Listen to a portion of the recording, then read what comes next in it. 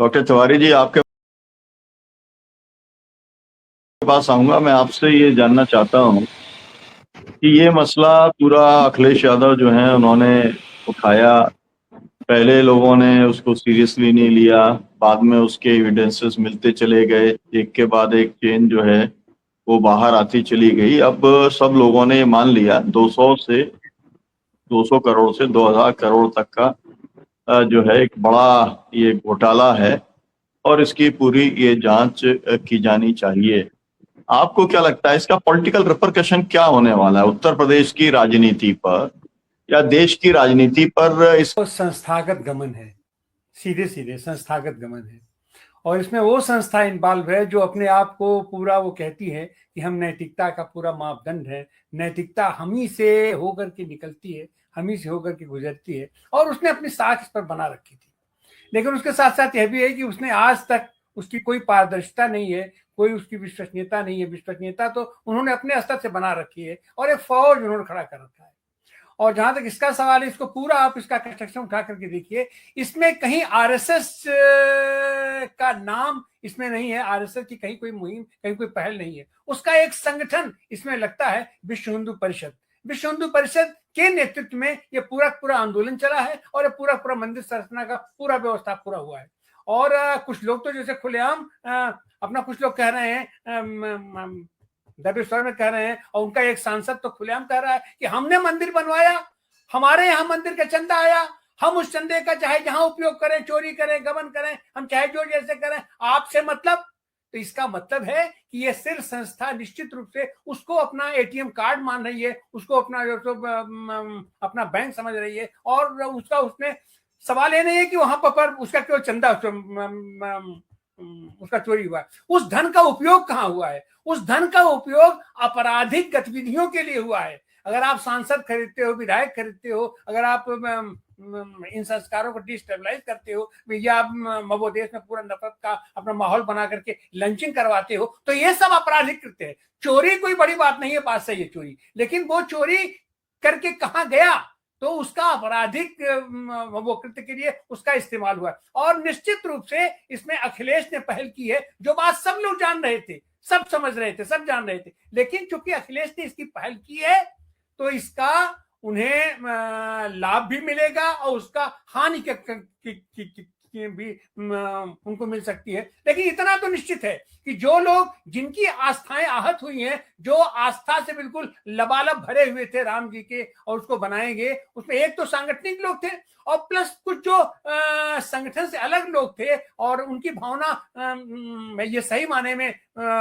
उसकी श्रद्धा जी राम के प्रति लगे हुए थे, उन सब लोगों की भावनाएं आहत हुई हैं, इसमें कहीं से कोई दो राय नहीं है। और जो उनके संगठन, जो इसमें संगठन भी डाल रहा है, तो उस संगठन में भी दो तरीके के लोग हैं। एक तो उसमें लूटपाट करने वाले लोग हैं, लेकिन उस संगठन में भी कुछ ऐसे लोग हैं, ईमानदार लोग हैं, नैतिक लोग हैं, अपने आस्था के प्रति, अपने श्रद्धा के प्रति, अपने लगाव के प्रति अपना प्रतिबद्ध है, वो लोग आहत हुए हैं, इसमें कहीं से कोई दो राय नहीं। और फल यह है कि आज की तारीख में अच्छा, एक चीज और है, चंपत राय, चंपत राय, चंपत राय कहा जा रहा है। चंपत राय बंसल है वो राय, बहुत सारे इसके पीछे इक्वेशन काम करते हैं, तो वो चंपत राय बड़ी बात। लेकिन जिस तरीके से हाईलाइट किया जा रहा है चंपत राय, चंपत राय, चंपत राय, वो चंपत राय की आज उस संगठन में भी 2 कौड़ी की कीमत नहीं है। ऊपर से सिर्फ नेता चाहे जो उसका कर दे, उनके कार्यकर्ता थूक रहे हैं उनके ऊपर। आज की तारीख में चंपत राय आरएसएस के किसी कार्यकर्ता के घर वो नहीं जा सकता है। जो उसका प्रतिबद्ध कार्यकर्ता है उसको फोन पर बात नहीं कर सकता है, उससे कोई आदमी उससे बात नहीं कर रहा है। लेकिन ये पैसा तो गया है, पैसा चंपत राय निश्चित रूप से अपने घर नहीं रखे होंगे, अपने पास नहीं रखे होंगे। और यह तो कम आकलन किया जा रहा है, सब लोग संकोच कर रहे हैं कि 200 करोड़, 2000 करोड़, उसकी कितनी सीमा है उसका अंदाजा नहीं है। मैं तो ये कह रहा हूं कि पीएम केयर फंड का कई गुना पैसा यहां से वो निकला है और इकट्ठा हुआ है। तो जब पीएम केयर फंड, जो कि संवैधानिक ढांचे में है, उस पर ही अगर कोई बात नहीं हो पा रही है, तो राम मंदिर के चंदे चोरी की कहां क्या बात होगी? और लीपापोती जैसे हो रही है, यहां की ओर इतने से नहीं काम चलेगा। ये इसमें तो जो भी अपने आप को सत्ता का इनका उत्तराधिकारी बांधा है या अपने आप को सक्सेसर, उन लोगों को स्पष्ट घोषणा करना चाहिए कि हमारे के साथ साथ इस पैसे का, इस धन का पूरी हम इसकी छानबीन करेंगे और ये जो भी लोग इस पर वो पर्दा डालने की कोशिश कर रहे हैं और घालमेल कर रहे हैं, वो सब लोग दंड के भागी होंगे। सबके ऊपर मुकदमा चलेगा, चाहे वो पुलिस हो और चाहे शासन हो और चाहे प्रशासन हो, चाहे मुख्यमंत्री हो, अपना चाहे जो। इसको खुली घोषणा करनी चाहिए और अगर इसकी खुली घोषणा हो जाती है आक्रामक तरीके से, तो इसका पूरे देश की राजनीति पर उससे ज्यादा असर पड़ेगा जितना असर राम मंदिर आंदोलन का पड़ा था। राम मंदिर आंदोलन का असर पूरे देश में पड़ा, लेकिन अयोध्या पर नहीं पड़ा था, केवल इसीलिए कि अयोध्या के लोग इस बात को जान रहे थे, अयोध्या के लोग को वो नफरत का भाव उनके अंदर नहीं था और उसको भुना करके पूरे देश के पैमाने पर इन्होंने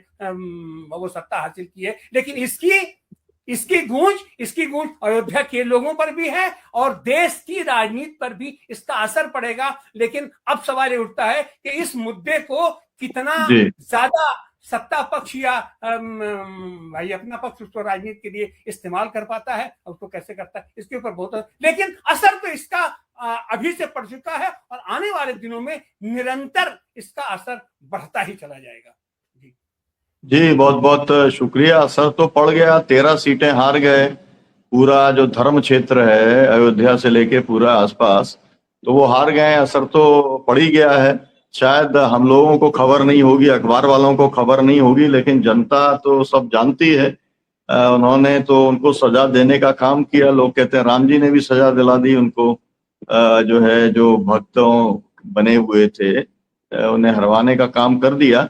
लेकिन पूरा देश जो है, एक तो ये जो एक नैतिकता के उच्च मूल्य स्थापित किए अयोध्या की बार ने, जो लोग पूरे के पूरे इस आंदोलन में जुड़े हुए थे, उन लोगों ने भी इतनी एक हिम्मत दिखाई है, उसका सभी ने स्वागत भी किया है।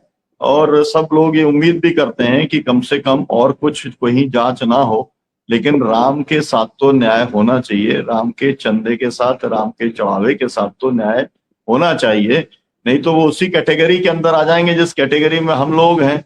आदिवासी लड़ता है, कहता है कि न्याय नहीं मिला, माइनॉरिटीज के लोग लड़ते हैं, किसान लड़ते हैं, मजदूर लड़ते हैं। तो राम जी भी उसी लाइन पे लगा दिए इन्होंने कि भाई आपके साथ भी न्याय नहीं होगा। तो हम लोग तो खैर अन्याय के खिलाफ में लड़ने वाले लोग हैं।